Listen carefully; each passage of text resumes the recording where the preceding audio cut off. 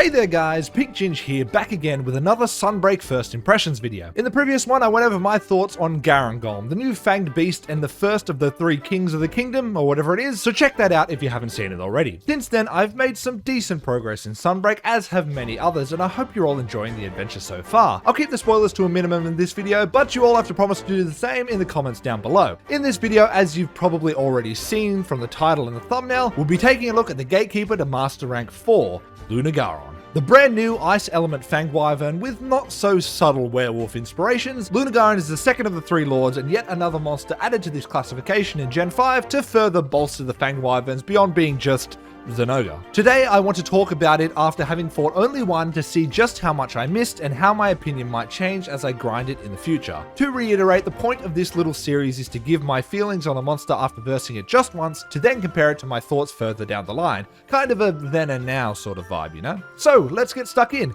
Here is my first Lunagaron hunt and my thoughts on the new monster. First things first, a little side note for context. Between my previous video and now, my opinions on Garangolm have already changed quite a lot and I feel more positively about it, something I'll discuss more in the future review. With that in mind, I thought to myself why that might be. What was so different about the first time I versed it and the subsequent hunts? And going into Lunagaron, I realized what it was. The first time you do each of the 3 lords, you're accompanied by Fiorayne. And as ridiculously attractive as she is, she honestly makes for less of an impactful experience with these quests specifically. I'm a fan of the follower quest, but I believe that for your first encounters with such important monsters, you'd be better off without it. So I'll be doing my best to take Fiorayne into consideration for this little analysis today. The quest, much like Garangolm's, takes place in the Citadel, a map I like more and more each quest I do in it. Lunagaron spawns in the frozen north of the map and the fight begins with it in its standard form. This is pretty in line with the other fanged wyverns like Odogaron and Zinogre, being quadrupedal and sort of wolf-like. It took me a good few minutes to really get into the swing of things for this fight, trying to figure out good hit zones and move patterns. Lunagaron moves pretty fast even before flying into rage mode, which takes a bit of getting used to for the old greatsword. A lot of its attacks at this stage in the fight revolve around biting and charging, which is nothing out of the ordinary for Monster Hunter, and I think I managed just fine. What is out of the ordinary is what comes next. Now, Lunagaron transitioned to its second phase pretty quickly for me. I was just getting the hang of it and the thing changed form completely. It appears to have some form of charge mechanic very reminiscent of Zinogre, but instead of thunder it uses ice, and after enough howling its body begins to freeze and the goddamn thing just straight up stands up.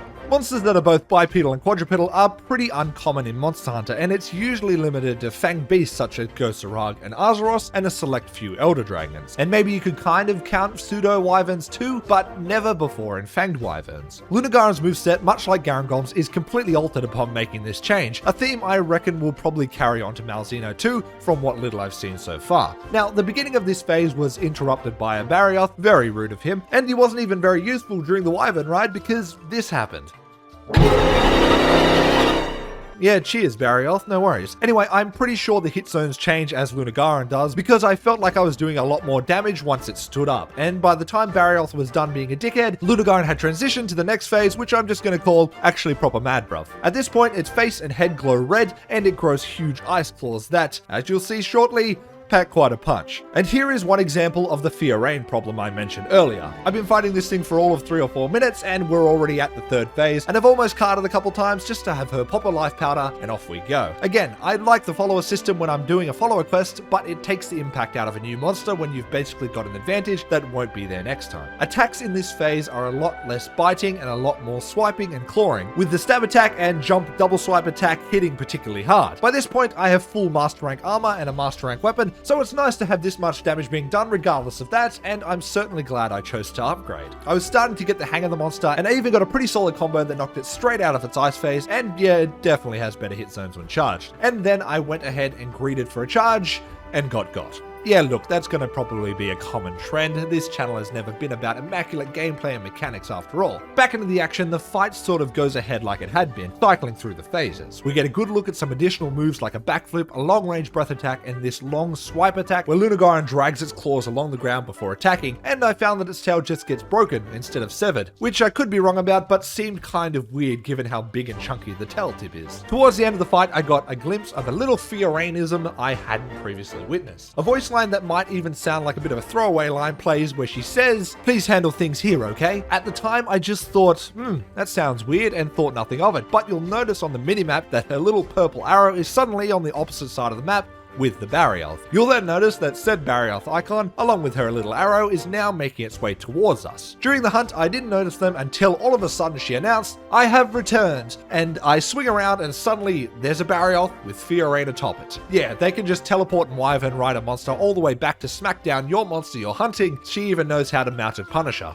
Wild stuff. Oh yeah, and then I died again. Turns out Lunagoran has some combos, and though I tried my best to dodge it, the thing can turn on a dime and just stab you to death really quick. Lesson learned, I guess. From here, the fight was pretty standard, and a quick capture led to a successful quest. Like Garangolm's quest, a cutscene plays after the fact to advance the story, but I'll let you all experience that for yourself. So with Lunagoran finally down, let's see how it went. What do I think of the monster? Well, put simply, I think it's fucking sick. My first thoughts upon seeing the trailer originally were not great. I thought it was pretty basic and boring, but the more I learned about Lunagoran and the fact that it stood upright during the hunt and seeing its concept art really got me excited to verse it, and it honestly did not disappoint. I think that it takes the werewolf fantasy tropes and builds something brand new with them, while still feeling completely like a real and believable monster in the Monster Hunter universe. Sure, it is yet another ice monster that covers itself in snow and ice for weapons and armor, but like, what else are they going to do with the ice element? There was certainly a good amount of surprises too, like the Enraged Charge mode, known henceforth as actually proper Mad Bruv mode, which was a nice touch for the element that it uses. I previously would have only thought that the charging mechanic would have worked for Thunder and Dragon elements, but I was mistaken. Its attacks matched its theming well and provided a good challenge for the mobility Rise offers, and a good step up from Garangolm in terms of difficulty. I'm looking forward to getting some more Lunagoran hunts in after this video. I mean, its weapons have pink sharpness straight out the gate, which is crazy. Once again, I still feel like Fiorayne softens the blow of these hunts by her presence as she heals you and rides monsters into battle,